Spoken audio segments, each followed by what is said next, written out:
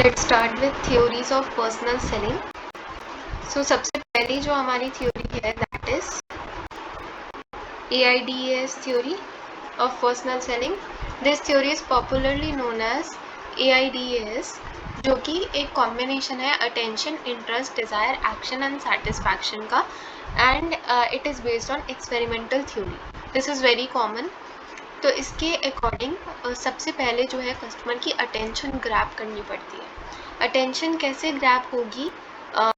Attention आप customer को पहले तो कन्विंस करोगे फॉर पार्टिसिपेटिंग इन इंटरव्यू और for making a phone call कि भाई आपके पास 5 मिनट हैं तो I want to discuss this product with you, इसके बेनिफिट्स, इसके फीचर्स, ठीक है। तो वो कॉल अरेंज करना, उनसे एक उनका टाइम मांगना, ठीक है, उनसे कन्वर्जेशन स्टार्ट करना, दैट इज़ अटेंशन, कि उनकी अटेंशन ग्रैब करना। तभी वो आपके प्रोडक्ट को देखेंगे और आप डिसाइड करेंगे कि आपसे बात करनी है कि नहीं करनी। एक बार अटेंशन मिल जाती है उसके बाद इंटरेस्ट डेवलप करना कंज्यूमर्स का, उनको प्रोडक्ट के फीचर्स, बेनिफिट्स, ठीक है, सब कुछ उनके बारे में बताएंगे।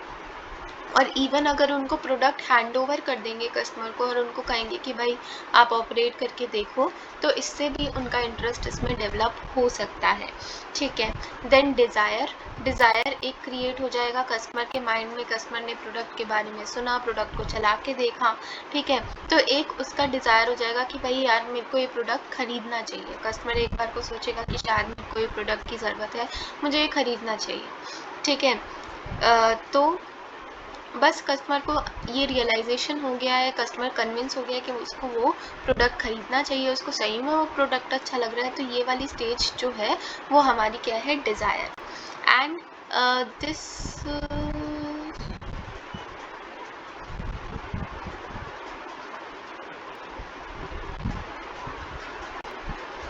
ओके, एक्शन में यहाँ पे क्या होगा कि भाई आपका if the presentation has been perfect and prospect is ready to act, this is to buy. Very often there are some hesitation on the part of prospect at this stage. तो इसमें क्या है कि अल्टीमेट डिसीजन लेता है customer कि उसको purchase करना है, ठीक है। और सेल्स पर्सन को क्या करना है कि जब वो डिसीजन लेने में कंफ्यूज हो रहा है, डिसोनेंस है कि कस्टमर कह रहा है कि पता नहीं मुझे खरीदना चाहिए नहीं खरीदना चाहिए, तो सेल्समैन को उसको कन्विंस करना चाहिए कि यार आप जो है एक अच्छा डिसीजन ले रहे हो, आप एक बहुत अच्छा प्रोडक्ट जो है खरीद रहे हो, आपको बहुत बेनिफिट होगा। ऐसे करके अगर वो कन्विंस करेगा ना तो कस्टमर जो है वो अपना डिसीजन बना लेता है कि हाँ मुझे ये खरीदना चाहिए। Once the buyer has asked the seller to pack the product, then और पैकिंग के टाइम पे भी जब उसने परचेज़ कर लिया तब एक बार और रीअश्योर कर देना चाहिए सेल्समैन को कि आपने बहुत अच्छा प्रोडक्ट परचेज़ करा है, इसकी ये वारंटी है, और कुछ भी हो तो आप मुझे कांटेक्ट करना। एंड आप इतने खुश होगे प्रोडक्ट से कि आप 10 लोगों को और रिकमेंड करोगे, देखना। ऐसे करके अगर कुछ बोल देगा तो उससे भी कस्टमर रीअश्योरेंस कस्टमर को हो जाती है, रीअश्योरेंस कि यार मैंने जो प्रोडक्ट ख़रीदा वो बहुत अच्छा ख़रीदा है एंड मैंने अपना पैसा सही जगह लगाया है। एक उसको वो हो जाएगा कि पैसा जब भी हम कुछ पे करते हैं तो ऐसे लगता है कि एक होता है ना कि हम सही प्रोडक्ट खरीद रहे हैं कि नहीं खरीद रहे, इम्पल्सिव बाइंग तो नहीं कर रहे। तो ये सारी चीज़ें जो है ये सेल्समैन को ही हैंडल करनी पड़ती हैं। And then satisfaction, the customer could be left with the impression that the salesman merely helped in deciding after the sale has been made. The salesperson should ensure that the customer is satisfied with the product. The salesperson should sense the prospect mind and brief his talks. Satisfaction में वही है कि आपको उसको reassure करवाना है, देखना है कि उसके दिमाग में क्या चल रहा है कस्टमर के even after making the purchase. तो रीएश्योर कराना है कि बहुत अच्छा प्रोडक्ट लिया है, आपको बहुत बेनिफिट्स देगा, ठीक है, एंड आप 10 लोगों को और रिकमेंड करोगे, आप इतने खुश हो जाओगे इस प्रोडक्ट को यूज़ करके। तो ऐसे करके जो है कस्टमर को एक पॉजिटिव इम्प्रेशन देना है। एंड कस्टमर अगर नहीं डिसाइड कर पा रहा तो उस टाइम पे मैंने पहले भी डिस्कस करा है कि एनॉयड या एक गंदे तरीके से, डिसरिस्पेक्टफुल तरीके से उनको हैंडल नहीं करना है कि भाई आपको समझ नहीं आ रहा है, आपके पास दिमाग नहीं है, ऐसा कुछ उनको नहीं बोलना, ऐसा उनको नहीं ट्रीट करना, उनको बड़े प्यार से ट्रीट करना है ताकि वो जो है एक पॉजिटिव इन्फ्लुएंस हो आपके कस्टमर के ऊपर आपका, जिसकी वजह से भी कस्टमर कन्विंस हो जाए कि भाई मेरे को प्रोडक्ट खरीदना चाहिए। Right set of circumstances theory second है, it is called situation response theory. It is a psychological origin in experiments with animals. The major emphasis of the theory is that a particular circumstance prevailing in a given selling situation will cause the prospect to respond in a predictable way. The set of circumstances can both be internal and external to the prospect. This is essentially a seller oriented theory and it stresses that salesmen must control the situation in such a way so as to produce a sale ultimately. कुछ situation होती हैं, कुछ circumstance होती हैं, एक particular circumstance में जो है एक सेलिंग सिचुएशन में एक पर्टिकुलर सर्कमस्टांस क्रिएट करा जाता है, एक पर्टिकुलर सेलिंग सिचुएशन क्रिएट करी जाती है, तो उसमें कस्टमर जो है वो प्रिडिक्टेबल वे में ही बिहेव करते हैं. ठीक है, so that is about right set of circumstances कि सर्कमस्टांसेस राइट होने चाहिए. तो अगर एक पर्टिकुलर आपने कंज्यूमर आया है, कंज्यूमर को आपके पास सारे प्रोडक्ट्स हैं एंड सब कुछ आपने अच्छे से उनको दिखाया है, अच्छे से सारे प्रोडक्ट्स उनको दिखाए हैं, उनकी रेंज के अकॉर्डिंग उनको प्रोडक्ट्स दिखाए हैं. ठीक है, एंड उनको कन्विंस करा है अच्छे से, तो एक पॉजिटिव इन्फ्लुएंस उनके ऊपर डाला है, तो 100% चांसेस होते हैं कि वो कन्विंस हो जाएंगे. क्योंकि कस्टमर अगर आपकी शॉप पे आया तो वो परचेज़ करने के पॉइंट ऑफ व्यू से ही आया, वो अपना माइंड प्रिपेयर करके ही आया कि मुझे कुछ ख़रीदना है. ठीक है, तो उनको वो कन्विंस करना कि भाई आपको ये ख़रीदना है, एक राइट सेट ऑफ सर्कमस्टांसेस दिखाना कि उस टाइम अगर सेल्समैन ही अच्छे से रिस्पॉन्ड नहीं कर रहा, कुछ प्रोडक्ट नहीं दिखाना चाह रहा. कई बार होता है कि हम किसी जैसे कुछ ख़रीदने गए, ठीक है, ये सब्जी खरीदने गए और हमने उससे बार बार रेट पूछा, लेकिन सेल्समैन ही इतना ज़्यादा कस्टमर से घिरा हुआ है कि वो हमारी बात ही नहीं सुनता, या कई बार वो सुन लेता और जवाब नहीं देता, तो कस्टमर बहुत इरिटेट हो जाता है और वहाँ से चला जाता है कि भाई इसको तो ये तो रिस्पॉन्ड ही नहीं कर रहा. तो यही चीज़ें होती हैं, यही सर्कमस्टांसेस होती हैं, यही सिचुएशंस होती हैं. अगर एक पर्टिकुलर सिचुएशन मतलब सिचुएशन को ढंग से संभाला जाए और सब कुछ करा जाए जिससे एक कोई भी कस्टमर आए वो परचेज़ करके ही जाए, तो चांसेस बहुत हाई होते हैं कि कस्टमर परचेज़ करके ही जाए. क्योंकि अगर वो किसी भी शॉप में किसी भी मार्केट में एंटर कर रहा है, कोई प्रोडक्ट देख रहा है, तो उसको ख़रीदना होता है वो तभी देखता है, ऐसे कोई कस्टमर प्रोडक्ट नहीं देखता. ठीक है, कहीं ना कहीं अगर अनकॉन्शियसली सही उसको प्रोडक्ट ख़रीदना होता है तभी वो देखता है. ठीक है, बाइंग फार्मूला थ्योरी यहाँ पे हो जाती है. Next, the buyer's needs or problem receive major attention and salesperson role is to help the buyer to find solution.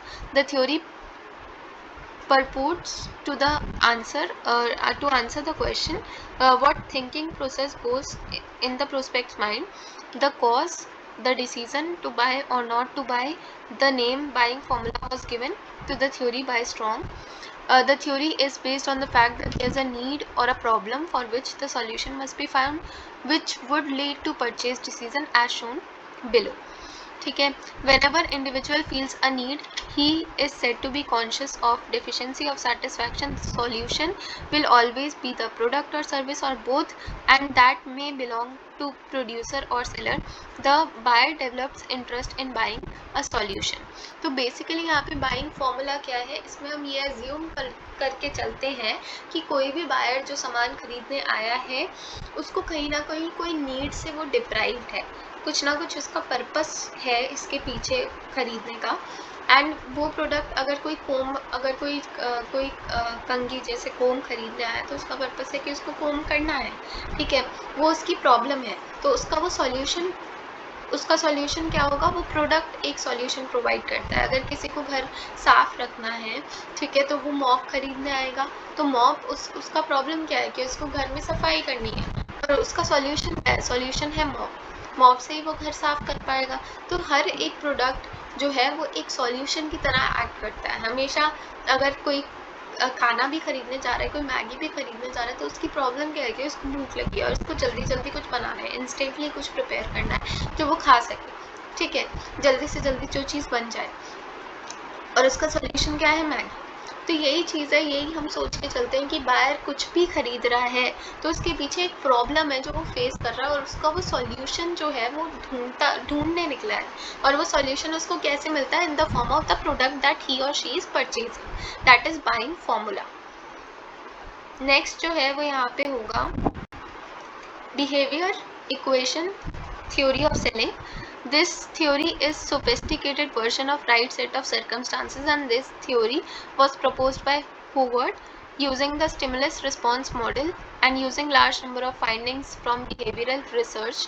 This theory explains buying behavior in terms of purchasing decision process viewed as the phase of learning process. Four essential elements of learning processes included in stimulus response model are drive, cues, response and reinforcement, which are given below. Drive यहाँ पे क्या होता है? Drive is a strong internal stimulus that impale buyers response. innate drive stem from psychological needs and learned drives such as striving for status or social approval. तो drive क्या है? वो ये कि we feel deprived of a particular thing, और drive है हमारे अंदर एक नीड है कि हमें ये प्रोडक्ट खरीदना है. ठीक है, ये हम सोच के चलते हैं. ये दो टाइप की ड्राइव होती है. साइकोलॉजिकल कि भाई मेरे को ये चीज़ खरीदनी है, मेरे पास ये चीज़ नहीं है, मुझे ये चीज़ खरीदनी है. और दूसरी चीज़, मैंने क्या करा, मेरी फ्रेंड के पास जो है मैंने आईफोन देखा. ठीक है, वो आईफोन, मेरे सारे फ्रेंड्स, मेरे सारे पीयर ग्रुप, सारे फ्रेंड्स के पास आईफोन है, तो मेरे को भी आईफोन चाहिए. तो वो वाली चीज़ क्या हो जाती है? वो लर्न ड्राइव होता है कि भाई हमारे सारे आसपास के एनवायरनमेंट में लोग क्या चीज़ें यूज़ कर रहे हैं, और वो चीज़, वो उस चीज़ का भी हमारे ऊपर इम्पैक्ट होता है कि भाई हमें भी वो चीज़ खरीदनी है. Cues are weak stimulus that determine whether the buyer will respond. Triggering cues activate the decision process, whereas non-triggering cues influence the decision process. तो अगर हम बात करते हैं यहाँ पे क्यूज होते हैं, ये वीक स्टिमुलस है जो कि डिटरमाइन करेगा कि बायर रिस्पॉन्ड करेगा कि नहीं. अगर वो उसको ट्रिगर करेगा तो वो परचेज कर लेगा. अगर न्यू ट्रिगरिंग क्यूज है तो उसमें भी वो भी इन्फ्लुएंस करते हैं. मतलब तरीका क्यूज क्या है? कहीं ना कहीं एक कस्टमर को इन्फ्लुएंस करने का तरीका, चाहे आप वो अपनी बातों से कर लो एज अ सेल्समैन, या फिर वो राइट सेट ऑफ सर्कमस्टांसेस, हर चीज़ सही तरीके से परफॉर्म करके कर लो. तो ये एक वीक स्टिमुलस है जिससे एक अदर देन सेल, जो भी चीज़, जो भी इन्वायरमेंट है जहाँ पे परचेज हो रही है, जहाँ पे सेल हो रही है. कई बार होता है कि लोग एक अच्छी दुकान देख के, एक अच्छी इन्वायरमेंट, एक मॉल देख के ही लोग उसमें चले जाते हैं और वहाँ पे परचेज करके आ जाते हैं. तो मतलब एक सोफिस्टिकेटेड इंफ्रास्ट्रक्चर भी एक इम्पॉर्टेंट रोल प्ले करता है. मैंने एक एग्जांपल दिया है. तो ये जो सेल के बाहर की चीज़ें हो रही हैं, ठीक है, उनका भी इम्पैक्ट होता है कि वो किस एनवायरनमेंट में हो रही है, वहाँ पे लोग कैसे हैं. ठीक है, और वहाँ पे कुछ भी, जैसे जो चीज़ें कैसे पड़ी हुई हैं और सिचुएशंस जो हैं वो राइट हैं कि नहीं.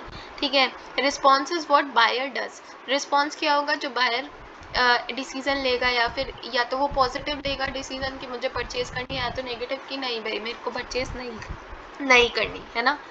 A reinforcement is any event that strengthens the buyer's tendency to make particular response. Reinforcement का मतलब ये होता है कि एक ऐसा इवेंट कि कंज्यूमर को हमने जो है कन्विंस कर दिया अच्छे से कि आपको ये प्रोडक्ट खरीदना ही चाहिए. तो वो एक रीइंफोर्समेंट हो गया कि इससे कंज्यूमर का जो डिसीजन है वो स्ट्रेंथन हो जाता है. लास्ट में भी कंज्यूमर ने परचेज कर दी, उसके बाद भी हम उसको कह रहे हैं, मोटिवेट कर रहे हैं कि कन्विंस करें कि आपने जो प्रोडक्ट खरीदा है वो बहुत अच्छा है, एंड आप इतने खुश हो जाओगे इसके यूज़ से कि आप आसपास वाले अपने नियर एंड डियर वंस को भी आप मोटिवेट करोगे कि अब वो ये प्रोडक्ट खरीदें.